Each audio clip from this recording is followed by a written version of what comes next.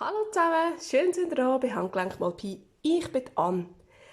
In diesem Video heute geht es um Stempel, wie man unschwer erkennen kann. Aber wir wollen jetzt nicht einfach wild drauf losstempeln irgendwas, sondern wer von uns ist nicht auch schon in dieser Lage gewesen, wo er sich gedacht hat, oh genau da bräuchte ich jetzt noch irgendein so ein Sternli oder ein Büsi oder irgendein Stempel, ein Blümchen, irgendetwas würde gut aussehen, aber ich habe den Stempel nicht. Und was machen wir als begnadete Bastler in so einer Situation? Jawohl, wir rennen nicht gerade drauf los und gehen so einen Stempel kaufen. Also ja, manchmal machen wir das schon, aber das sagen wir einfach niemandem. Nein, wir basteln uns den Stempel doch einfach selber. Hey, wir sind Bastler, wir können das. Und zwar machen wir das mit Linol. Wir machen einen Linolschnitt. Ich zeige euch hier gerade schnell ein Beispielchen. So was kann man da machen. Zum Beispiel, es gibt auch noch so dicke, richtige Stempelgummi. So, Fettigreiben. So. Und dann kann man hier eine Vorlage drauf zeichnen und das einfach ausschnitzen. Ganz easy. Ja, also komm, machen wir doch. In meinem Fall, mir fehlt nämlich ein guter, schöner Labelstempel. Ich habe jetzt zwar gerade nicht irgendwo gerade eine Vorlage oder so, aber ich habe eine Sizzix Stanzmaschine und ich habe hier so Label-Standschablonen, die ich mir die zweimal rausgesucht habe. Die und da. So. Und das möchte ich doch jetzt gerne ausschnitzen und dann so als Stempel brauchen. Mal schauen, ob wir das können. Keine Ahnung. Ich habe es zwar auch schon gemacht, aber ob es gut rauskommt, werden wir dann sehen. Es ist doch ein Versuch wert. Also, als erstes muss ich jetzt natürlich die Schablone auf mein Linol übertragen. Und da gibt es verschiedene Varianten. Ich mache das so mit Backpapier. Sieht man das? Bei dem sieht man es nicht so gut. Aber ich sehe es also. Ich sehe es. Ich nehme Backpapier. Ich nehme mir hier einen ganz weichen Bleistift. So, sieht man das? Ah, da, es ist ein 6B. Okay, ist gut. Ein 6B. Und fahre mal die Linie nachher da, die äußere. Und da kann ich natürlich jedes Bild nehmen, wo man irgendwie abpausen kann. Ich kann es direkt aufs Linol zeichnen, wenn ich gerade Lust habe. Ja, es nimmt der Bleistift jetzt nicht so mega gut an. Aber es geht auch. Es geht schon. Aber man kann natürlich auch einfach zuerst auf ein Papier zeichnen. Oder man nimmt eben irgendein Bild aus einem Heftchen oder aus... Das kann nicht. Eben das, was man dann halt gerne hat. Und dann kann man das so abpausen. Das geht sicher auch mit Pauspapier. Pauspapier geht sicher auch. Kennt ihr das noch? Uiuiui, jetzt muss ich aber gut schauen. Das da ist vielleicht ein bisschen, wie soll ich sagen? Habe ich vielleicht ein bisschen grosse Ambitionen gehabt. Aber ja, komm her. Also, ich glaube, ich arbeite da schon. Wir werden es ja sehen. Die Herausforderung ist, dass es nachher gleichmäßig wird. Beim Ausschnitzen. Nicht so wie jetzt hier beim Zeichnen. Das ist ein bisschen lustig. Kommt ein bisschen lustig. Ey, aber easy. So. Einfach probieren. Einfach probieren. So. Mal. Ich finde das gut. Sieht doch nicht schlecht aus. Da ist doch so ein bisschen, da könnte man noch so ein bisschen, das kann man dann nachher immer noch. So, und jetzt geht da weg. Jetzt habe ich da mein Linol. Und dann nehme ich zuerst einmal das hier. Ich glaube, es reicht sogar, wenn ich einfach so mit dem Finger drüber gehe. Ich kann natürlich auch jetzt hier noch einmal mit dem Bleistift drauf drücken. Oder ich nehme den Hinterteil vom Bleistift, reibe das hier drauf. Und dann, wenn ich Glück habe, tada, ist es hier. Also, jetzt hier muss ich noch ein bisschen nachzeichnen. Und der ist jetzt eben genau ein bisschen komisch. So. Und so. So. Also, hey, ich weiß nicht, ob ich das schaffe, da gerade Linien herzubringen. Ich wette, das könnte man auch irgendwie mit dem Lineal noch irgendwie schnitzen oder so, aber das habe ich ja wirklich noch nie gemacht. Ja, schnitzen. Schnitzen, da. Habe ich da so ein Set, das ist irgend so ein Schulset, überhaupt nicht, ja, ich sage jetzt mal hochwertiges. Naja, ich bin nicht so ganz zufrieden damit. Ich würde extrem gerne mir mal so ein bisschen Profi-Tools kaufen, weil mit denen geht es sicher viel besser. Aber so für nur so ein bisschen zwischendurch reicht mir das jetzt. So, und dann fange ich doch mal an. Einfach drauf los, einfach drauf los. Ich fange einfach an. Ja. Möglichst gerade, gerade, gerade. Ist es gerade? Mhm. So.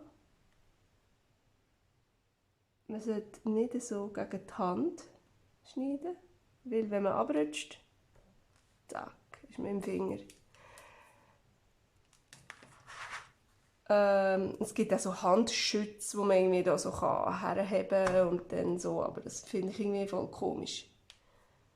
Aber ja, ich probiere ein bisschen Abstand zu halten und dann sollte ich nicht so fest ausrutschen, dass wir jetzt gerade etwas machen würden. So. Komm, weg da. Ah, und das ist eben das, was mir immer passiert. Das Teil fliegt immer raus. Irgendwie kann ich es nicht so gut reinstecken, dass es würde hängen die ganze Zeit. Keine Ahnung. So. So. Einmal sind wir außen rum. Jetzt probiere ich das Ganze noch innerhalb zu machen. Das ist ein bisschen krumm, ich weiss, ich bin ein bisschen krumm, ich weiss es. So, und jetzt kommen sicher die ganzen Profi-Linol-Schnitzer und sagen, nein, nein, wie machst denn du das, geht's eigentlich noch? Und nachher dann gehst du noch den Leuten erzählen, wie sie es machen sollen. Nein, ich erzähle überhaupt niemandem, wie sie es machen sollen. Wenn ihr Profi-Linol-Schnitzer werden, dann schaut euch bei den Profis Linol-Schnitz-Videos an. Wenn ihr einfach die Heime einen Stempel basteln, dann einfach so ein bisschen vor sich her schnitzeln und ein bisschen ausprobieren und ein bisschen schauen, wie es tut. Ich glaube, dann reicht das da. Aber ja, ich glaube, also mehr reicht das. Der müsst ihr euch selber entscheiden. Ich habe mir auch einfach Videos angeschaut. Vielleicht auch nicht unbedingt von Profis. Und mache jetzt einfach mal ein bisschen. So, jetzt habe ich hier noch ein anderes Werkzeug. Das hier geht für mich am besten. Ich kann das vielleicht schnell zeigen. Um die feinen Linien zu machen, habe ich das hier gebraucht, das Spitzige. Mit dem kann man relativ genau und schön nah an den Kanten zum grössere Flächen rausnehmen. Nehme ich hier so ein, jetzt sieht man es, glaube ich, so ein gebogenes. Von denen habe ich das auch hier, aber mir denkt, sie schneidet nicht so gut.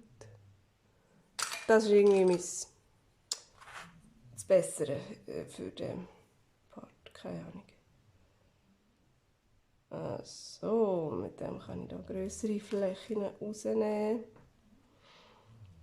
Was mir auch immer noch recht gut gefällt, ist, wenn es nicht so alles so genau rausgenommen ist. Wenn man dann noch die typischen Schnitzlinien ein bisschen sieht, wenn man das stempelt. Aber das ist also auch ganz individuell. So, bin ich jetzt da, habe ich da genau jetzt reingeschnitten, gell? Ein bisschen, glaube ich.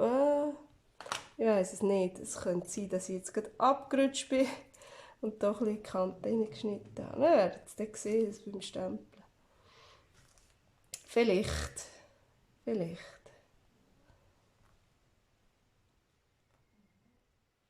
Das ist mir also auch schon passiert, dass mir das ganze Teil abverheilt habe, weil ich irgendwo ganz dumm reingeschnitten habe.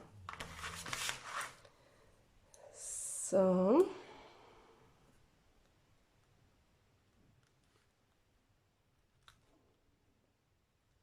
Voilà. Jetzt hier innen dran, innen im Label, möchte ich es eigentlich schon gerne, so komm weg, dass es ganz sauber ist, dass man jetzt nicht noch gross viel Linien sieht, darum nehme ich da vielleicht ein bisschen mehr weg, aber aussen dran, also da aussen, dann ist es mir glaube ich dann noch so wurscht. Und hey, man kann immer noch nachschnitzen, wenn man dann stempelt und sieht, hey, nein, da habe ich ja völlig unsauber gearbeitet oder da ist noch etwas. Dann schnitzt man es einfach wieder weg. So, was habe ich da? Oh, ja, genau. So.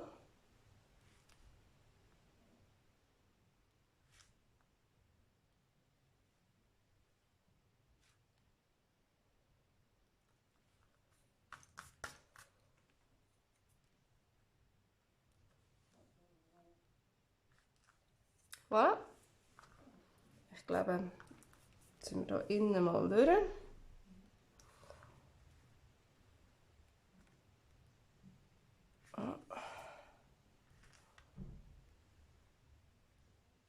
Jetzt gehen wir auch mal nach außen.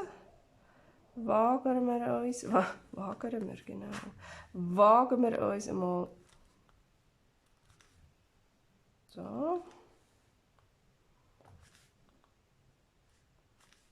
Also vielleicht ist man auch ein bisschen besser beraten, oder einmal ich, wenn ich nicht irgendwie grafische Muster nehme zum Ausschnitzen, sondern eben so mit Blümchen und so fahre ich vielleicht ein bisschen besser, ich weiß es nicht, ich werde es dann sehen, vielleicht wird es völlig dumm.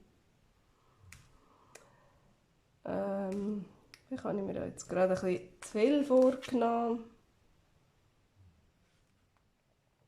Weil eben, es wäre ja dann schon noch so schön, wenn es irgendwie noch etwas, das gerade Linie haben dann auch wirklich gerade Linie hat.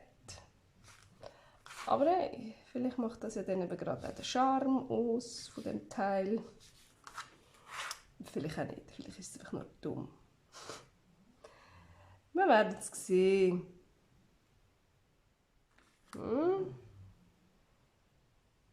Und so. Und jetzt kann ich das einfach mit der Schere ausschneiden. Zack. Und ups, komm.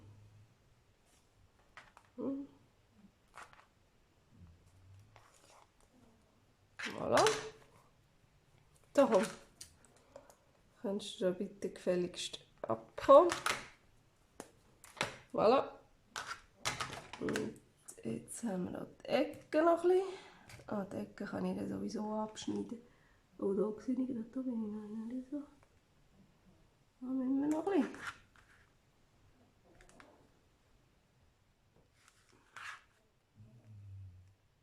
Dann tun wir da noch. Oh. Was man auch kann, wenn man nicht genau sieht, oh, habe ich jetzt schon überall und so, kann man die Oberfläche anmalen. Dann sieht man wirklich, ob man überall schon alles oben ab hat, wo man muss abhaben. Aber irgendwie mit einem wasserfesten Filzstift oder so. Kann man einfach ein bisschen anmalen. So. Voilà.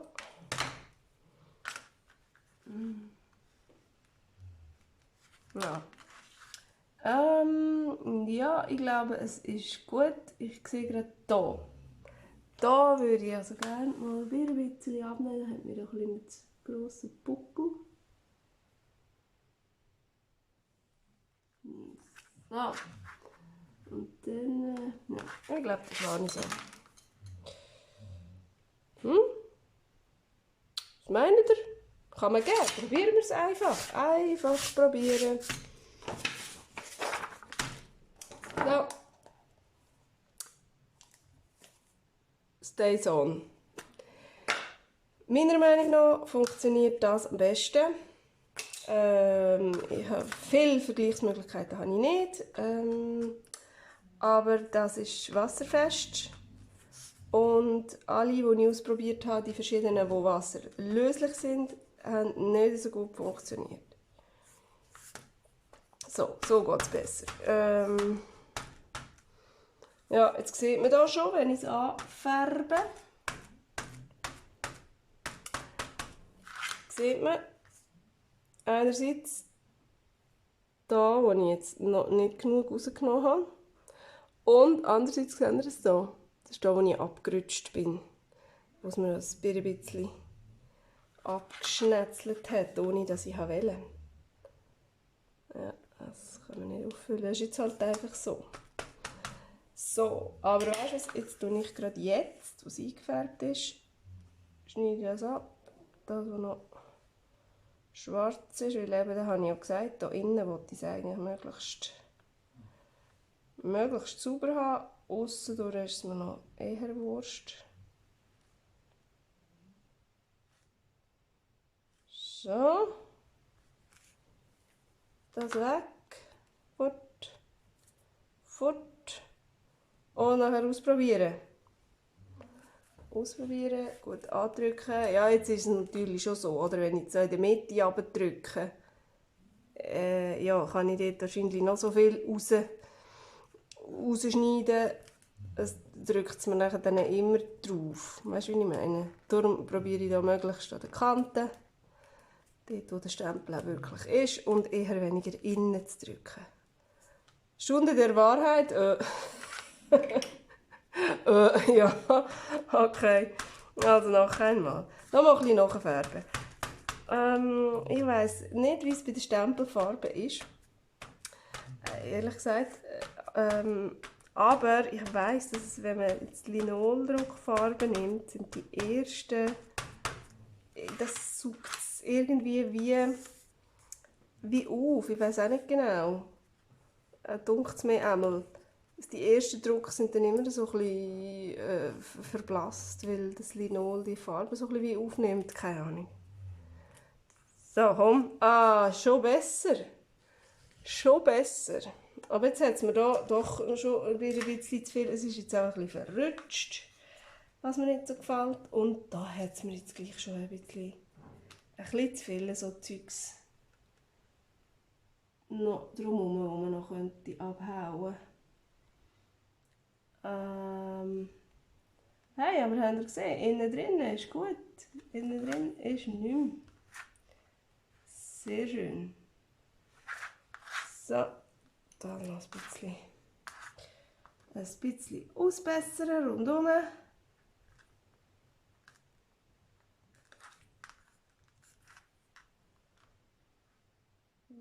Wupp. Da noch ein bisschen. Da noch. Den, komm, den nehmen wir noch. Zack. Alles da noch. Was schwarz ist.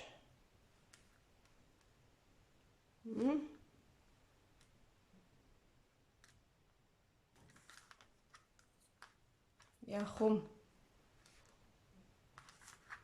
Und den Ecke noch. Dann probieren wir es nochmal.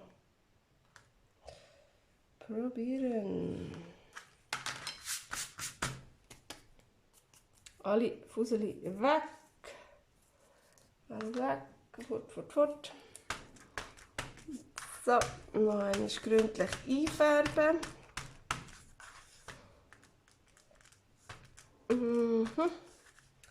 Kommt's gut? Ja, keine Ahnung, ich weiß es auch nicht. Und probieren. Siehst, es ist wieder alles schwarz, aber drauf, ohne verrutschen bitte. Überall gut drücken. Was ich natürlich auch machen kann, ist, ich nehme mir hier meinen Acrylblock. Der drückt natürlich noch viel gleichmäßiger. Zack. Hey! Das gefällt mir jetzt aber sehr gut. Schau mal. Da sieht man natürlich schon, dass es nicht gerade ist. Und die Eckeli da, sieht man das? Da, die Eckeli, wo man sieht, dass man da mit dem Werkzeug reingegangen ist. Die sieht man natürlich auch eben. Und da mein Hick.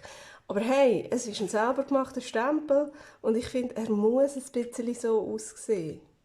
Also ich weiss nicht, wie ihr es habt, aber ich finde es geil. Ich finde es voll geil. Und jetzt werde ich also doch noch das Label ausprobieren. Ich habe keinen Plan, wie es rauskommt. Und ich würde sagen, die können mir zuschauen, aber ich gebe ein bisschen Gas. Ich mache das ein bisschen schnell.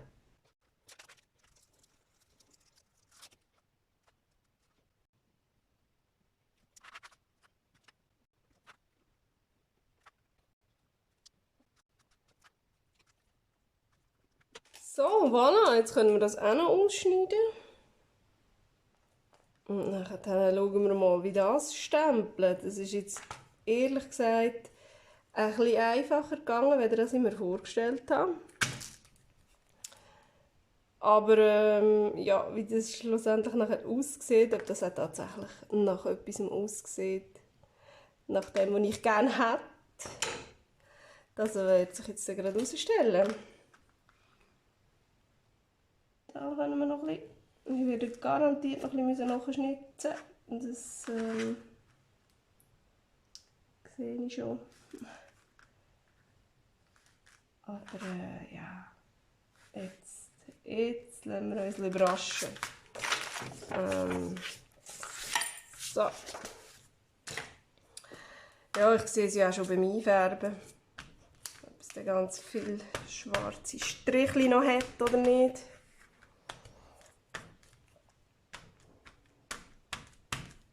Mal ein bisschen etwas ist schon da, aber hey, so auf den ersten Blick sieht es gar nicht mal so scheiße aus, oder? So.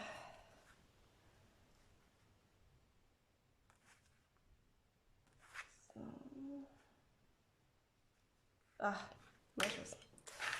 Ich muss das nachher machen. Ich muss es jetzt erst mal aufdrücken. Ich tue es wieder mit meiner Acrylplatte andrücken. So. Und dann. Hey, es ist gar nicht mal so übel. Es hat nicht so viele schwarze Striche. Das können wir noch wegnehmen. So. Und ich glaube, das ist das, was man dort noch sieht.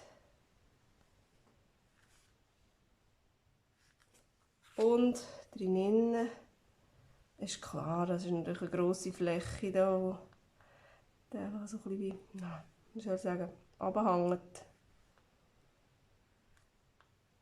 Aber ja, ich glaube wirklich, wenn man es mit einem Acrylblock andrückt oder natürlich mit irgendetwas Flachs, mal ein Brettchen nehmen oder was weiß ich, dann sollte das doch schon gehen. So, probieren wir nochmal. Auch, dass wir es ein bisschen schwärzer herbringen. No. So. Zack. Und andrücken.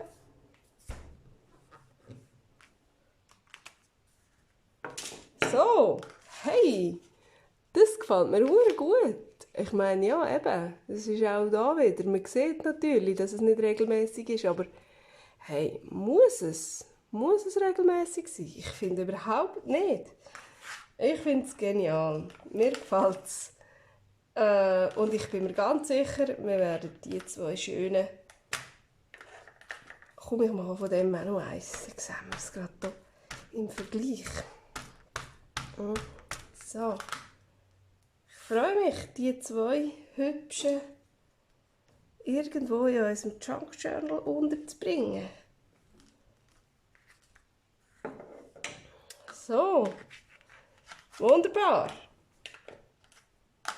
Hey, es hat mir im Fall Spass gemacht, mit euch zusammen da ein bisschen umzuschnitzen und ein bisschen auszuprobieren, ein bisschen zu pröbeln. Ja, schnappt euch eure Linolsachen und fangt an schnitzen, frisch, fröhlich. Ich freue mich, wenn ihr mir einen Daumen hoch gebt. Ich freue mich, wenn ihr mir folgen wollt. Ja, und dann sehen wir uns beim nächsten Video wieder. Tschüss zusammen!